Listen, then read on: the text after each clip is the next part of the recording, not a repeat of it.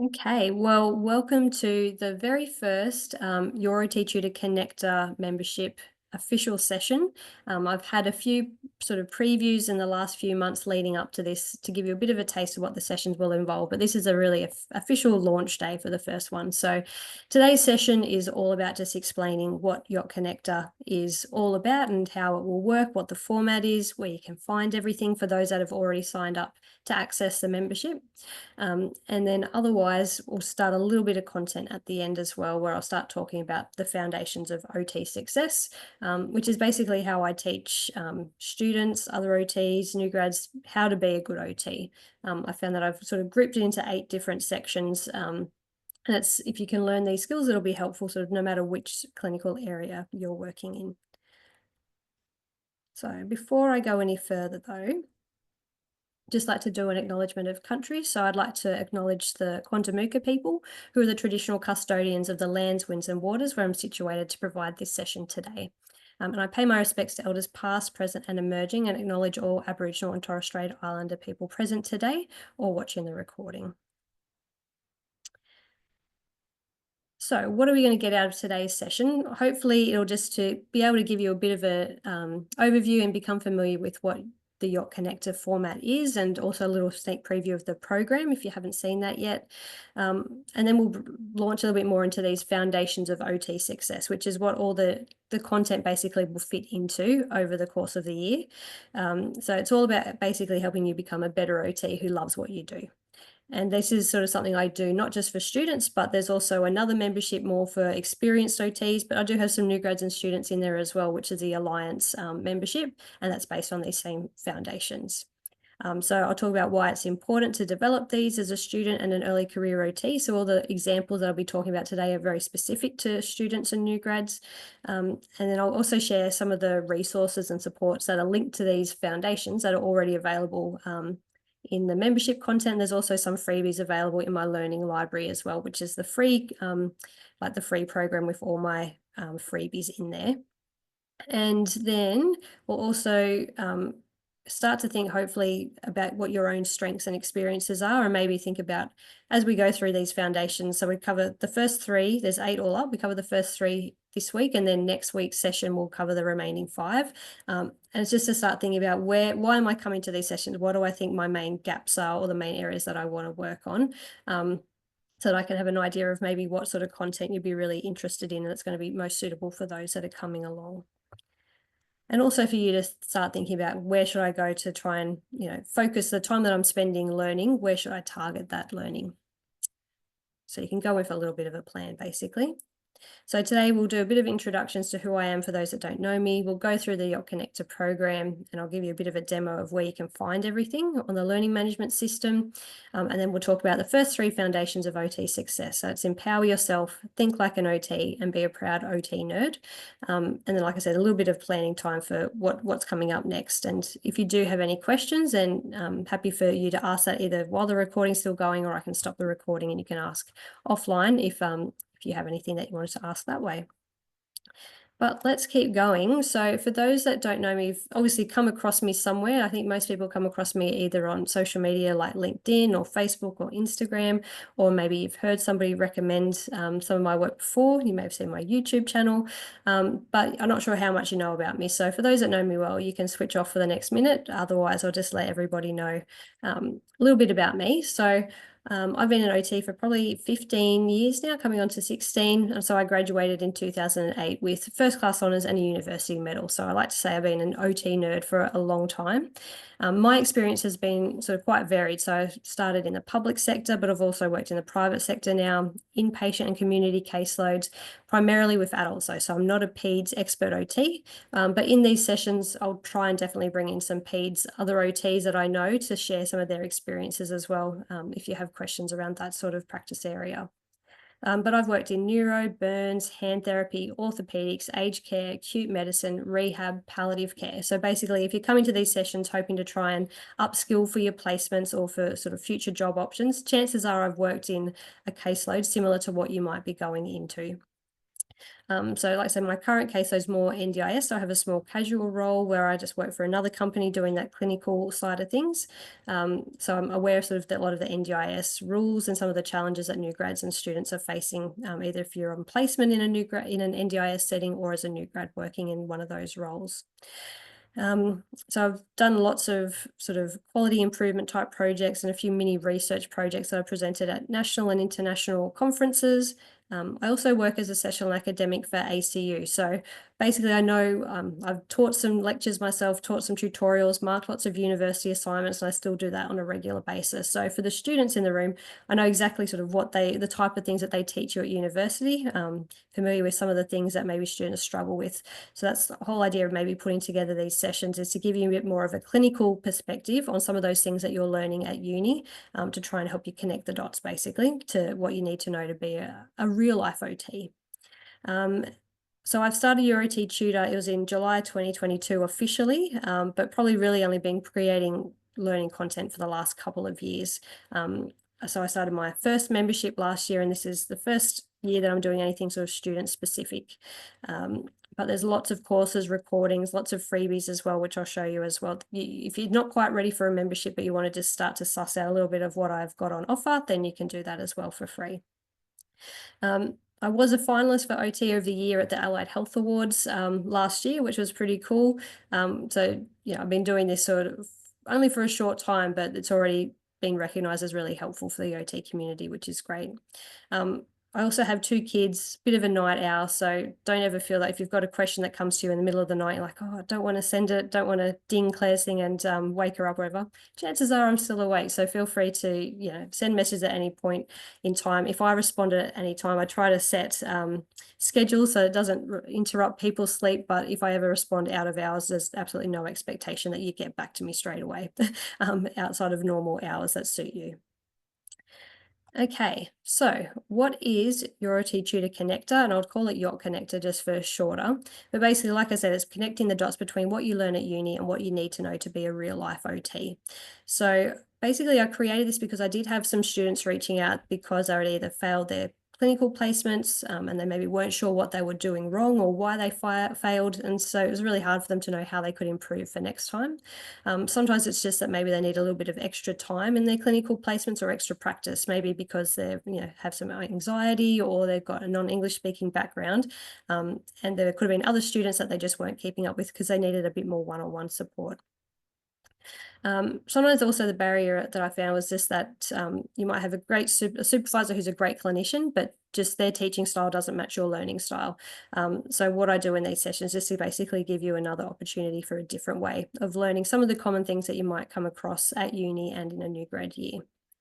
And because I've worked with lots of students, probably what I didn't say in the last slide is one of my jobs that I had was I worked as a student unit supervisor at a large hospital in Sydney. So we'd have about 70 students coming through each year working with different supervisors. So got to work with lots of different students with different learning needs and got lots of ideas for the different strategies that might help make things a little bit easier to help your learning.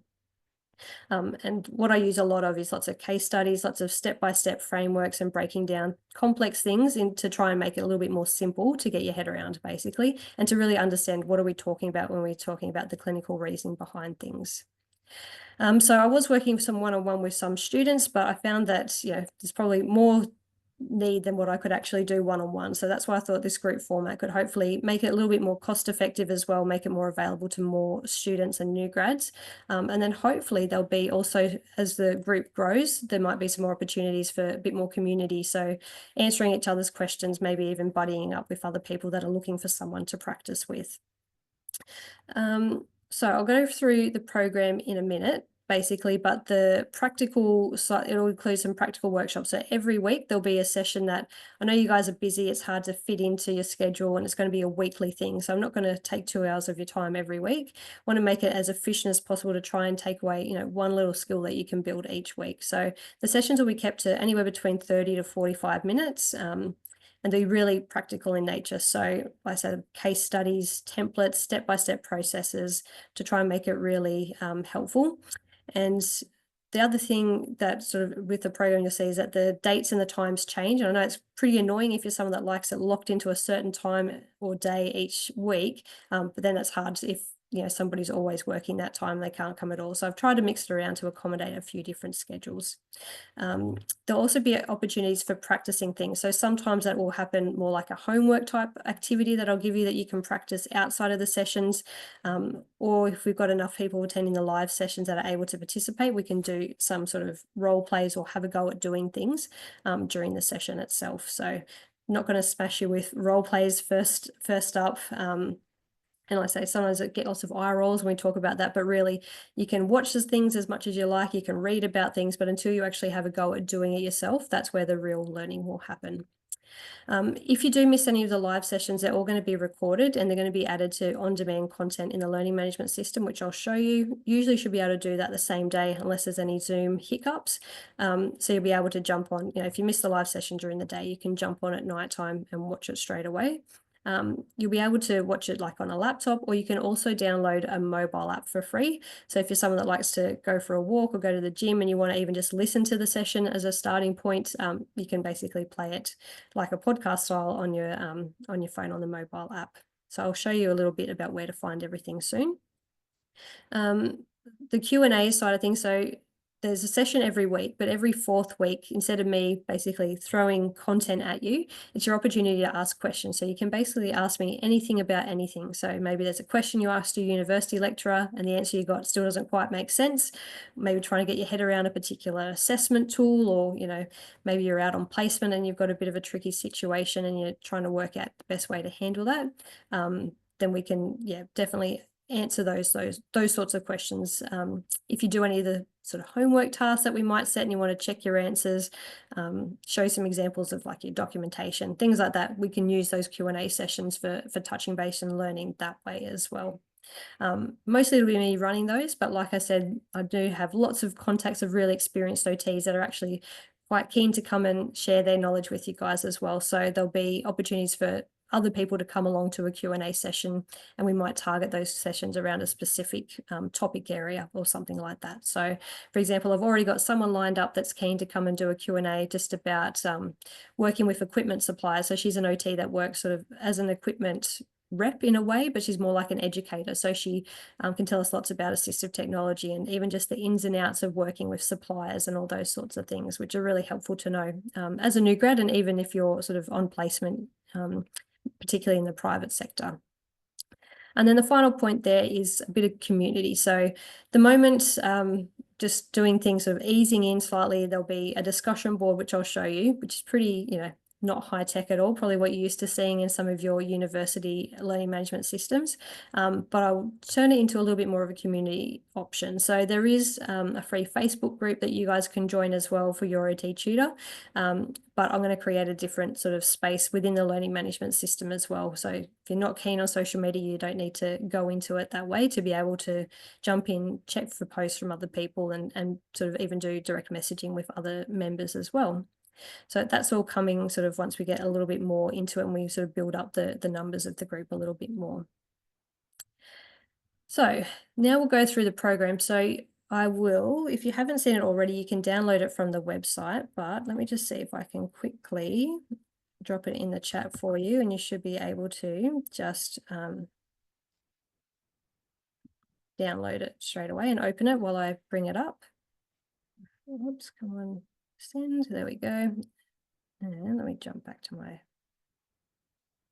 screen.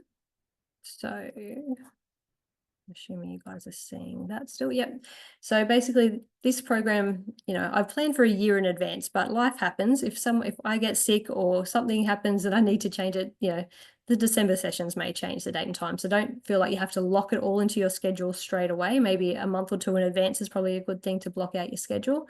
And I'll try and, keep this updated. And if there's any changes, I'll let you know. But you can see there's different days, different times. Sometimes they're afternoon, morning, sometimes midday, to try and mix it up a little bit. So we've got the first two sessions starting just on these, a bit of an introduction to the foundations of OT success and to tell you a little bit about the resources that are available. And then February is where we sort of start the true sessions, I suppose. So we'll start with the good old favourite of explaining the OT role, sort of something that's quite challenging sometimes on a clinical placement. How can you do that depending on the caseload that you're in? We'll have a Q&A then. Then we're going to talk about providing education about assistive technology. And I had lots of requests for practicing documentation and, you know, how do you document that? So we'll actually do a session specifically about that. A little bit about reflection, preparing for placements. We'll go through some of the common standardized assessments that you might come across. So the modified Bartel index pops up in a lot of university assignments, and definitely will be one that you come across either in a hospital or even like a private NDIS type caseload as well. So you can see that we'll go through hospital initial assessments, multidisciplinary team roles. We'll do the dreaded database searches that you probably learn at university, if you know Pico searches, and if that's been something that's just really challenging for you, I'll see if my way of teaching it maybe is a little bit easier to get your head around. Go through just the OT process in different settings, how to actually describe function for those that are maybe moving into an NDIS role. We do lots of report writing, and sometimes the way that we write is really important. So that'll be covered as well. And yeah, we'll cover some other things like quality improvement. It's a big thing when you go for like a hospital job interview. They'll always ask about, tell us your experience with quality improvement. So we'll give you some examples of how you can maybe start understanding that process. Home visits, creating posters. So again, fourth years often need to do some sort of poster presentation, or you might do a project that you then present at a conference later on. So we'll talk about those sorts of things. And then, you know, some really specific clinical things like upper limb assessments or joint protection principles, choosing the right job, you know, lots of different things. So if there's any really burning topics that aren't covered there, that there's that really popular everyone wants to cover instead, feel free to suggest it. We can even swap out a Q&A session, or, you know, add in an extra one somewhere, or change it around a little bit if there's any particular requests. So that's kind of what we've got coming, but locked in as much as we can, but potential for some flexibility. Now, go back to the slides. Next thing I wanted to show you is just basically the learning management system. So for those that have already signed up to the membership, you'll see this sort of, when you log in, you'll get some login details and you'll be able to sort of come to this home screen. I'm going to jump to just basically do a bit more of a live demo instead of that screen share. So this is a connector membership. You can start here and it'll take you through bit by bit, but basically you can jump through. So there's a welcome there that you can have a read of. Eventually I'll put together a formal video, sort of like a run through that I'm giving you now, that you can go back in and check. This is probably the key area, the live session details. So I'm going to do my very best to keep this up to date, so that you'll always know when's the next session. So if there's been any changes to the program should stick, and you can see it in this file section here. You can download it from there, but it'll tell you what it is, the Zoom link as well. Most of the time we'll probably stick with this personal Zoom room link that I use as well. This video here will show you how you can actually get the mobile app. I've just done it for my other memberships, so it won't look exactly specific to the Student Connector one, but the idea is exactly the same. So the app is called Collab, and you can see when you're in it, you'll probably see you've ever signed up for via my learning management system. So this person has access to my change the speed to slow me down or speed me up. Anyway, I won't play that now. You can go in and watch that. Basically, it shows you at the start how you can download the Collab app. It's completely free. You just use the same login details that you get to log into the LMS on like a computer or anything like that. And then basically it's like you're watching it via an app. So it's a bit more sort of mobile friendly setup, I suppose. Other things that we wanted to point out. So once you're in here, if you wanted to jump back to the start, basically you can use this little navigation tool up here. The other thing I wanted to point out maybe is in each section, there'll be like a general resources to download. So whenever I've got like templates or examples that are associated with a particular session, they'll be actually in the file section of that session. But sometimes there's general resources that will just apply across the whole section or the whole foundation. So for example, this one basically applies across a range of different OT foundations. I couldn't narrow it down to just one.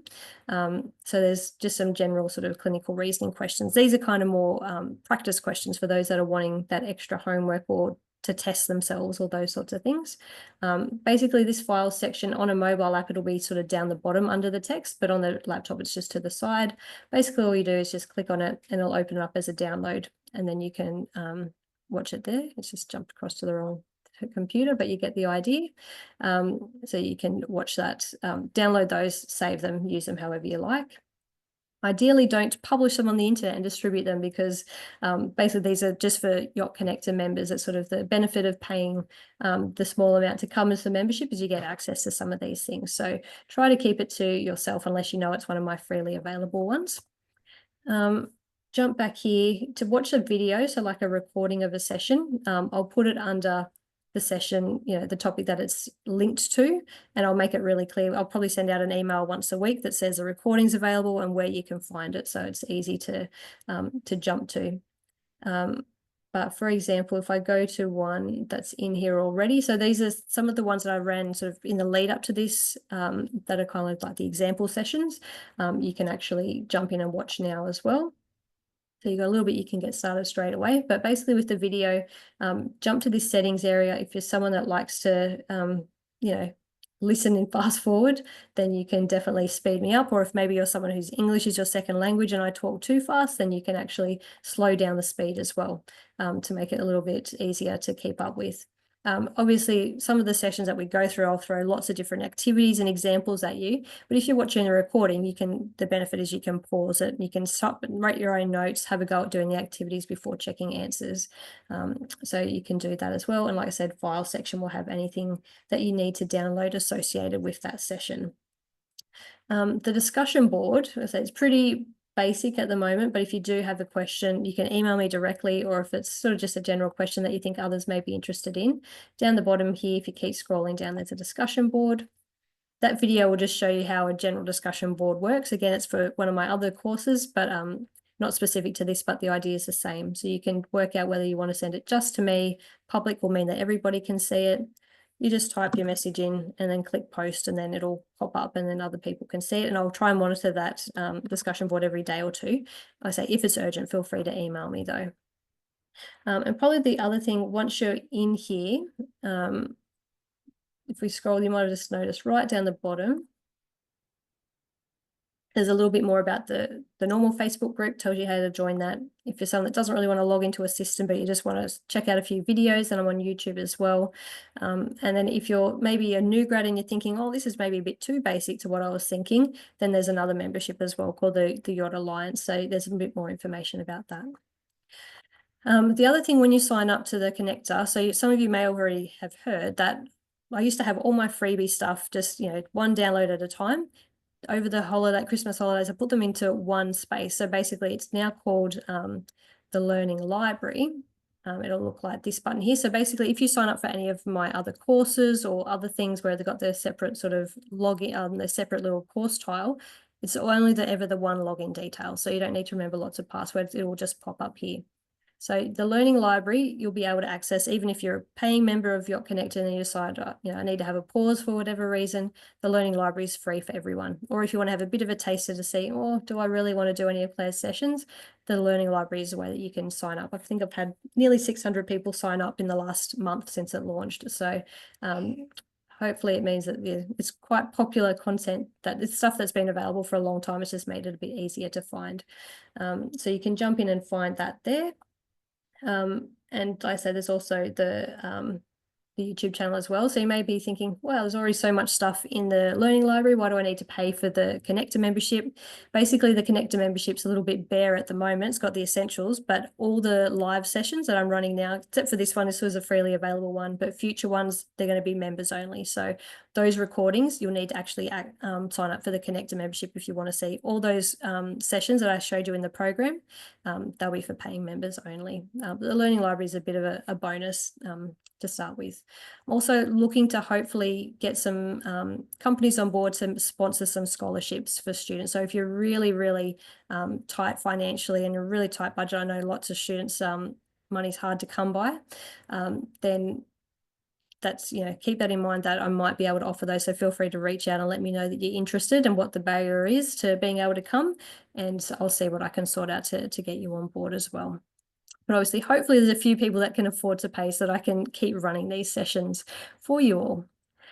That's basically what I wanted to show you in a nutshell. I wanted to now, if there's any questions, so feel free to drop them in the chat. I can come back to it later. But what we'll do is we'll jump into, for the last sort of 15, 20 minutes or so, jump into a bit of the content, show you some of the resources and how they link to these foundations of OT success.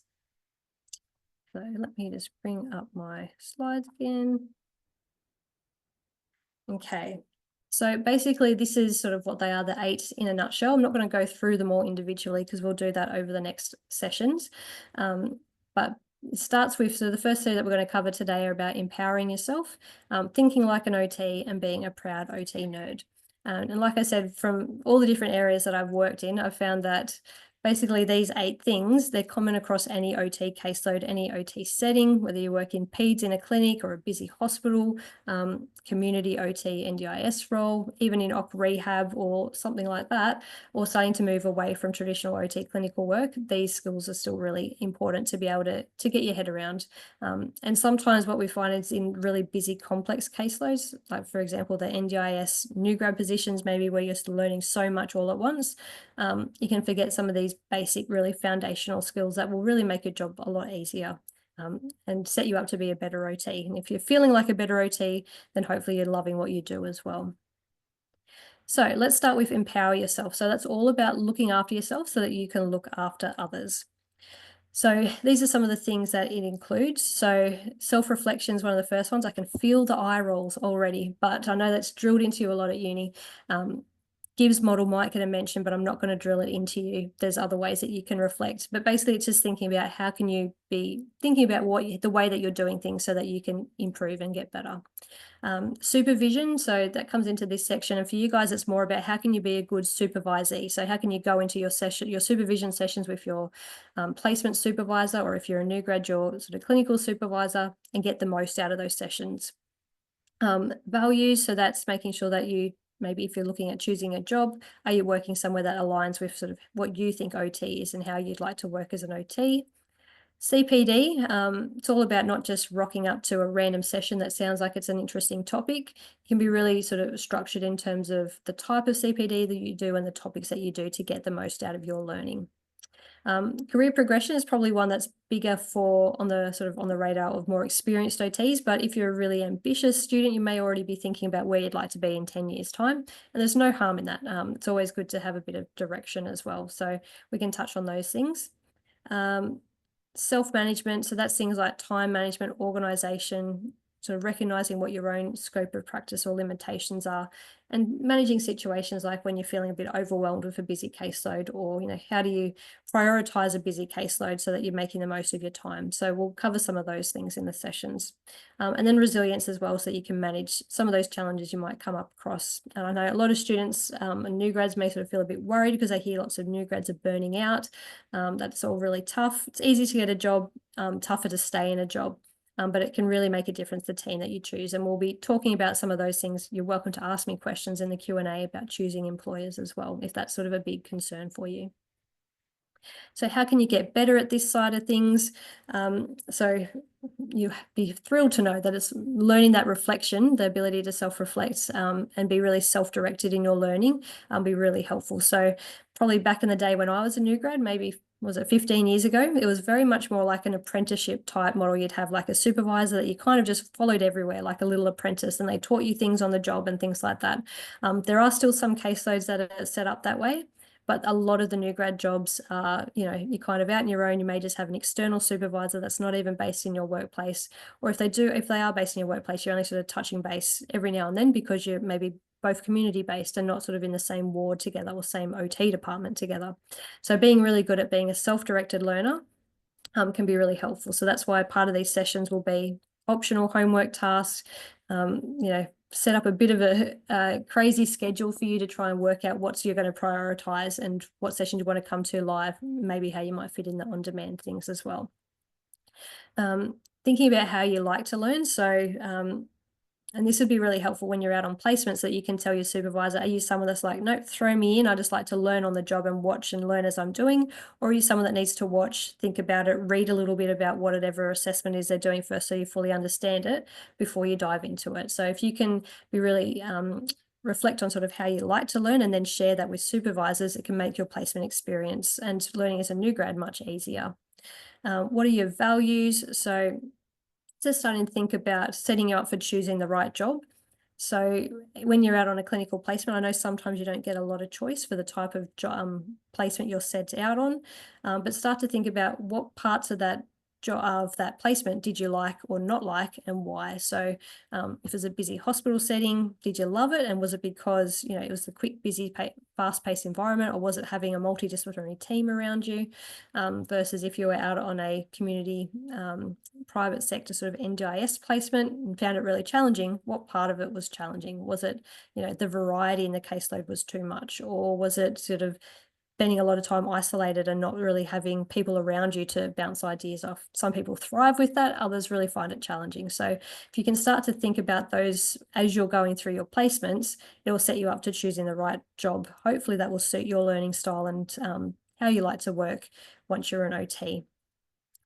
And then probably the other thing to think about as well is sometimes I think I've seen lots of university assignments, I've marked some as well, where they're like, the task will be to put together your own CPD plan for your new grad year, or to reflect on what sort of self-management skills or self-care skills you might do to combat burnout. And I think that's a really important thing, and it's great that universities are doing that. But sometimes I find that students are maybe tackling that task a little bit superficially, and sort of going, oh, yes, I'll go and do more sports, or oh, yes, I'll make time for self-care, without really thinking about what's really going to work for them and what's going to be feasible to fit into the schedule that they've got, how they're going to make it work if they've got a busy caseload and they feel guilty about having time off. So start to really think about that sort of while you're a student, to set yourself up for success and being able to survive that new grad year, not because they're a disaster that you should be scared of, just because there's lots to learn no matter what caseload you go into. So looking after yourself and setting up some strategies that work for you are really important. So some resources that you can look at now, depending on, I'm not sure, I say we've got a new grad here, we've got some students here as well, some others that joined later. I haven't checked where you guys are from, but there is a self-reflection template. So I know lots of universities will have their own template. Often they're based on like a Gibbs model or something like that. So if you're having to do a particular assignment, make sure you use the university one. Don't get me in trouble using my one instead. But if you're out on placement and the models that you've, or the templates that you've had available haven't really been working for you before, then I've got one that's got lots of actually pre-filled examples of how I would fill in a reflection template. So you can kind of think about what sort of things should you be thinking about. So all these sort of the Your OT Tutor resources, they'll be in your membership content in the learning library so in this case, under the Empower Yourself. And some of these, if they're freely available, will also be in the learning library. So if you haven't signed up to the membership yet, some of these, I think these two both are in the learning library for free as well. So the other one was choosing the right job for me. So if you're already maybe in your 4th year, or you're a new grad thinking about changing jobs, that sort of takes you through a step-by-step of thinking about what type of job is going to be the right one for you, and then how to go about the minefield of job offers, and how to choose the right one, and how to trust what the employers are telling you. So you can jump on and check those out. Now, what I've also included here, so you'll probably get sick of hearing me if you come along and come to one of my sessions every week. So I always like to share some other options that might be helpful for you. So Lisa Tufnell's got a Facebook group called the Mindful OT. She's got a few thousand members there. So she talks a lot about sort of basically resilience and time management and things like that, to basically empower yourself. So that's why I've included it in this session, is to basically set yourself up to be able to do the clinical side of your role very well. And then Dave Jerub, you'll probably see him in some of my other sessions. He'll probably come along to a session at one point. He's a awesome pediatric clinical OT. And we've done a few webinars together about sort of supporting new grads and choosing the right job as well, that you can find in your content already. But he's got a scorecard. It's called Is Your Workplace Working for You? That will sort of go through, maybe sometimes what I've found is a lot of students are working as allied health assistants in a particular company, and they're like, do I stay here as an OT or do I move on? So that scorecard is sort of a good thing to help reflect on if you're in the right place. What I'm going to quickly just do, I'm going to jump, I've got links to these things. I'm going to drop these. So there's those ones. I've also got a few more that I'll talk about in a second. I'm just going to drop in now so I don't need to come back out. Find my Zoom button. Okay. There's a few links there that you can jump on and open up. But I'll go back to my notes. So next one is thinking like an OT. So again, possibly not one of the favorites of OT students, because I know they teach you OT models till your brain hurts when you're at university, but all that work really is what's setting you up to think like an OT, and basically it turns your brain into autopilot OT. So when you're out on placement, you might be like, never see my supervisors using using models or things like that. Why are we learning them at university? It's because by the time that they've been working for a few years as an OT, and they've spent 4 years learning about these at uni, or 2 years if you're doing like a master's type program, then these sorts of things are ingrained in your brain. But sometimes when you're faced with like a complex situation, it's really great to go back to. So in these sessions, we'll talk about like some of the common OT models. If you've got questions about OT models that come up at uni that you're having trouble getting your head around, then you can ask them in the Q&A. Processes. So I like the Canadian practice process framework as a good way to maybe talk through case studies and the different types of interventions that we might do as OTs. Frameworks and approaches. So there's lots of different things depending on the caseload that you work in. Actually, I'll take you to the next slide. It could be things like you're probably hearing terms like neurodiversity affirming practice, or trauma-informed care, or family-centered practice. So depending on the type of caseload that you work in, you might be needing to be on top of what these things actually mean clinically. So, and that all sort of fits into how we're thinking like OTs and being really client-centered in what we do. So to get better at sort of this sort of aspect, and this is sometimes fits in for students that really struggle with sort of like the clinical reasoning or the step-by-step, or what do I do next and why, then these models, that's basically what they're designed to set up to do. So we'll go through them with lots of really practical examples to try and help that clinical reasoning side of things. So it could be that we'll go through the practice process framework and see if that works for your brain.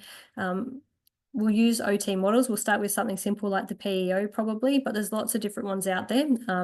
And sometimes it's just a matter of finding what really works for your brain. So I'll show you on the next slide somewhere you can find out about all the models in the world. And then, like I say, finding out about particular approaches. So if you're going into a caseload and they've said, do some reading on trauma-informed care, what does that actually mean? What are some resources? Then you can ask me about that, and we can try and find somewhere to help you prepare for your placement if that's something that you need to be aware of. So some resources. So as an example of sort of how we go through some models, or how we can use models to maybe think about our clinical reasoning, one of the preview sessions that I did was like a little case study on showering. So it's called When Showering is Tricky, and it's in both the Learning Library and in your Yacht Connector membership as well. And it goes through a few activities. So that's sort of a bit of a whirlwind one where I throw lots of information at you. We go through a couple of activities, but it's definitely one where you can stop and pause and have a go at doing things yourself. There's also one with equipment case studies where you're prescribing equipment, a step-by-step approach for that. That's more like just a written handout you can work through. So the other options outside of your OT tutor, so a good person, if you're someone that loves OT models and that sort of science side of things, if you're on LinkedIn, you could follow Dr. Robert Piera. So he's working on a new model. It's been sort of a project he's been working on for many years now. He's got some publications called the CORE approach, which is sort of not necessarily an OT model, but it's another way of OT thinking that you might want to look into. And then the OT theory website. So I'll drop the link in there. If you click on that link, if you're ever trying to sort of get your head around a particular new model that they're talking about at uni, or you need to choose one that works for you, then that sort of gives you lots of information about lots of different OT models and theories and frameworks and things like that. So helpful starting point for those sorts of things. And then the final thing that we wanted to touch on that we'll definitely cover, because it's something I found that students, particularly in their university studies, struggle with, is sort of this evidence-based practice. So what does it actually mean? What are the, sometimes some of the things they teach you at uni, like understanding statistics and research studies and things like that's really overwhelming. It's like, like how much do I actually need to know to be able to be a successful OT? So we're going to talk about those essential skills and those beginner skills. So we'll talk about things like research evidence, but you've hopefully heard at university that there's those 4 pillars of evidence-based practice. And sometimes when you're out in a busy caseload, you're trying to find the right option, you might gravitate towards just doing what the research says, or just doing what, like the practice context, what everybody else in your organization is doing, without really thinking about, is this the best option and why? So it's always important to go into these things, and we'll have lots of different examples. So for an example, and you can find, I think I've got a handout for this in the membership as well. So for example, if you wanted to prescribe a pressure cushion, the research evidence says that for someone at high risk of getting a pressure injury, that an air cushion is the way to go. But in terms of your clinical expertise, you can only prescribe what you're actually trained to do. So some of those air cushions are a little bit fiddly. If you've never set one up before, you don't really know how much inflation do you need. You don't actually pump it to the max, because then it becomes a beach ball and it doesn't do its job. So if you don't have the skills to actually set it up, then maybe that air cushion is not going to be the best option. We also need to think about client value. So even though the research evidence says that air cushions are the best thing for someone that's high risk of a pressure injury, if that person isn't able to set it up to the right inflation and monitor it and keep it that way, or maybe they find that they feel really unsteady and unstable sitting on an air cushion, then again, we need to maybe think about, is that really the best option, or what's the next option? And then the practice context. So this is sometimes really good. You'll see research evidence comes out about the new, latest, greatest technology or something. But if that's, 10 years away from being available and affordable in your practice context, you can't do it. So then you're looking at, okay, what's the next best option? So it's combining all those different things is how we come up with our decisions. So we'll break down that with a little bit more detail in one of the sessions as well. But how can you get better at sort of becoming an evidence-based practice practitioner, I suppose? So learning the basics of searching for and critiquing evidence. So I know they touch on this in most university degrees, but we can do a bit of a recap as well for those that are struggling. Or if you, again, you can ask it in a Q&A if it's a particular question you've got at the time. Something big that I find when I'm marking university assignments is sometimes it's like people have just Googled the topic area that they want to put a reference about in their assessments, but they haven't really read the article itself. So the article is actually talking about a completely different diagnosis or a completely different age group. So I've got different resources to basically make it simple for you to think about how relevant is this to what I'm actually trying to find out information about. The other way to get good at it is to ask your supervisor lots of questions. So I think some supervisors are great at talking about sort of the different aspects of evidence-based practice. Others, you might need to be the one where you're asking specific questions about what is the research evidence about this, or how come we're not using this? Is it not available to us in our practice context, or why have you chosen one thing over another? So asking lots of questions will really help you to get your head around what this looks like in real life. And if you're out on placement, it could be even something that you set yourself a little bit of a task about, where you might choose one topic area each week and you're looking at, what are those 4 pillars or 4 considerations for a particular piece of equipment or for a particular treatment modality or something like that. And then you can start to create your own resource library by doing that way, that you can then pull on when you're a new grad yourself. So some resources. So like I said, they've got that EBP example, which is sort of my pressure care example I just gave, but in a little bit more detail. My 5 key appraisal questions are like a bit of a checklist of, if you choose an article that you're going to reference in your assignment or that you're going to reference in your OT report, if you're a new grad, sort of asking yourself these 5 questions to make sure it's actually a relevant, decent article to include, can be helpful. And then what you guys can do as well for members, so any students can come to my journal club sessions for free. So I also run journal club sessions. They're not as painful as maybe some of the journal club sessions you've come to before. I do all the hard work, all the critique. So it's a good way to learn how to do those sorts of things. But then we spend about half the session speaking with other clinicians about how they're applying that research evidence in their everyday practice.